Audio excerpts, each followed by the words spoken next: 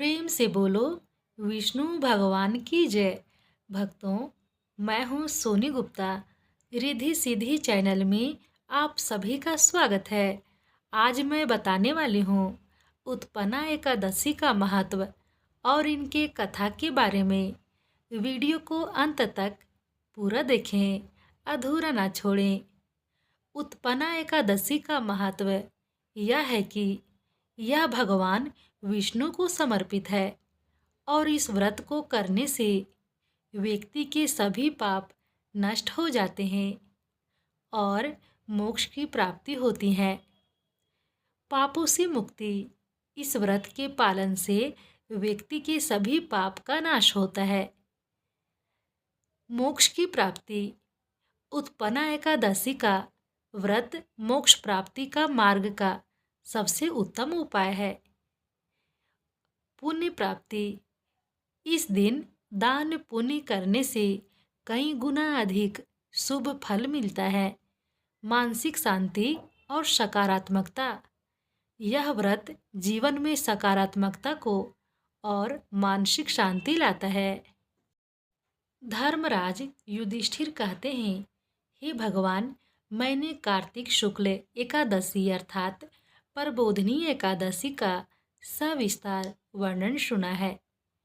अब आप कृपा करके मुझे मार्गशीर्ष यानी अगहन माह के कृष्ण पक्ष की एकादशी के विषय में बतलाइए।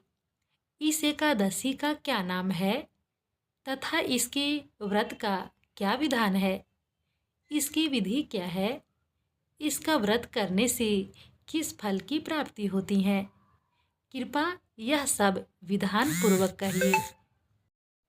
भगवान श्री कृष्ण कहते हैं, मार्गशीर्ष माह के कृष्ण पक्ष में आने वाली इस एकादशी को उत्पन्ना एकादशी कहा जाता है। यह व्रत शंखों द्वार तीर्थ में स्नान करके भगवान के दर्शन करने से जो फल प्राप्त होता है उसके बराबर पुण्य मिलता है। व्रत करने वाले भक्त को चोर, पाखंडी, परस्त्रीगामी, निंदक, मिथ्याभाषी तथा किसी भी प्रकार के पापी से बात नहीं करनी चाहिए। इसका महात्म्य मैं तुमसे कहता हूँ, ध्यान पूर्वक सुनो। उत्पन्ना एकादशी की कथा। युधिष्ठिर कहते हैं, हे भगवान, आपने हजारों यज्ञ और लाख गौदान को भी एकादशी व्रत के बराबर नहीं बताया, सो यह तिथि सब तिथियों से उत्तम कैसी हुई? कृपया करके इसे बताइए। भगवान श्री कृष्ण कहते हैं, हे युधिष्ठिर, सतयुग में मुर नाम का एक दैत्य उत्पन्न हुआ। वह बड़ा बलवान और भयानक था।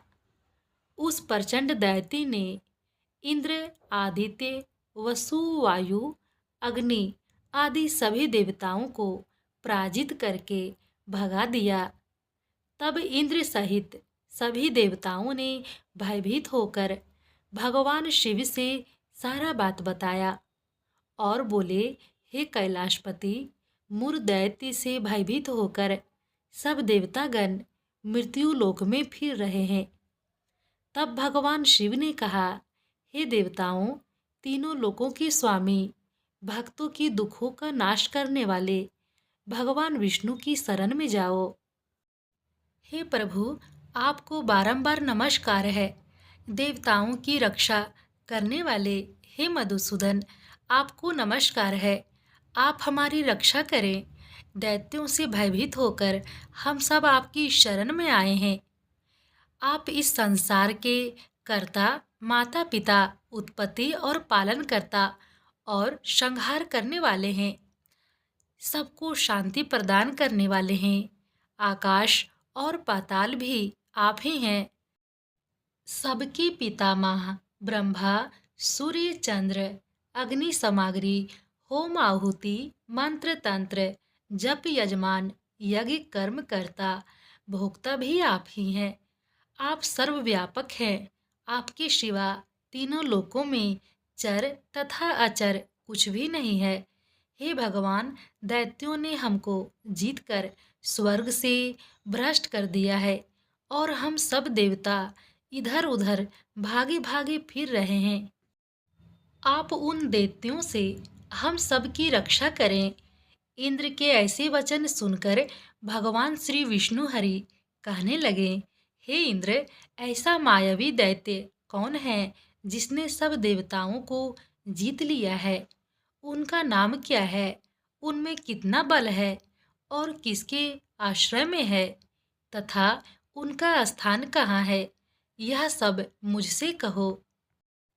भगवान श्री हरि विष्णु के ऐसे वचन को सुनकर इंद्र बोले, भगवान, प्राचीन समय में एक नाड़ी जंग नामक राक्षस था।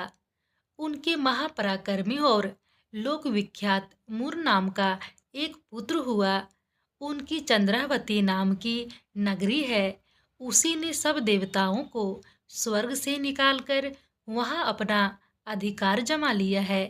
उसने इंद्र, अग्नि, वरुण, यम, वायु, ईश, चंद्रमा, नेत्रिश आदि सबके स्थान पर अधिकार प्राप्त कर लिया है। सूर्य बनकर स्वयं ही प्रकाश करता है, स्वयं ही मेघ बन बैठा है और सबसे अजय है। हे असुर निकनंदन, उस दुष्ट को मारकर देवताओं को अजय बनाइए। यह वचन को सुनकर श्रीहरि भगवान विष्णु ने कहा, हे देवताओं, मैं शीघ्र ही उनका संहार करूंगा। तुम चंद्रावती नगरी जाओ। इस प्रकार कहकर भगवान सहित सभी देवताओं ने चंद्रावती नगरी की ओर प्रस्थान किया। उस समय जब दैत्य मुर सेना सहित युद्ध भूमि में गरज रहा था, उसकी भयानक गर्जना को सुनकर सभी देवतागण भय के मारे चारों दिशाओं में भागने लगे। जब स्वयं भगवान रणभूमि में आए तो दैत्य उन पर भी अस्त्र शस्त्र लेकर दौड़े। भगवान ने उन्हें सर्प के समान अपने बाणों से बींध डाला। बहुत से दैत्य मारे गए, केवल मुर बचा रहा। वह अविचल भाव से भगवान के साथ ही युद्ध करता रहा। भगवान जो जो भी तीक्ष्ण बाण चलाते वह उसके लिए पुष्प सिद्ध होता। उसका शरीर छिन्न भिन्न हो गया, किंतु वह लगातार युद्ध करता रहा। दोनों के बीच मल्ल युद्ध भी हुआ। 10,000 वर्ष तक युद्ध चलता रहा, किंतु मुर नहीं हारा। थककर भगवान बद्रिकाश्रम चले गए। वहाँ हेमवंती नामक सुंदर गुफा थी।